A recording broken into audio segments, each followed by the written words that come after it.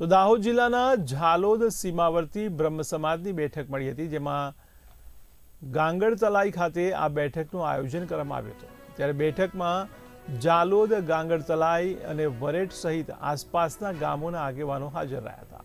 ત્યારે બેઠકનો મુખ્ય ઉદ્દેશ્ય આગામી પરશુરામ જન્મોત્સવ ધામધૂમથી ઉજવવા તેમજ સીમાવર્તી બ્રહ્મ સમાજની આગેવાનીમાં દાહોદ જિલ્લામાં વિપ્ર ફાઉન્ડેશનની મજબૂત રચના કરવા અંગે ચર્ચા કરવામાં આવી હતી। बांसवाड़ा एवं विप्र फाउंडेशन जालौद के संयुक्त मीटिंग आज गांगड़तलाई में रखी गई। सीमावर्ती ब्राह्मण समाज की ब्राह्मण समाज को संगठित करने, परशुराम जयंती पर सभी को परशुराम जन्मोत्सव पर सभी को संगठित होकर के अपना दुकान बिजनेस बंद करके आना है एवं समाज में किसी को भी कोई भी आवश्यकता हो तो एक दूसरे के लिए सहयोग करके खड़े रहना है। इसी को लेकर के आज ये मीटिंग की गई। सीमावर्ती ब्रह्म समाजनी संगठनની મીટિંગ યોજવામાં આવેલી હતી।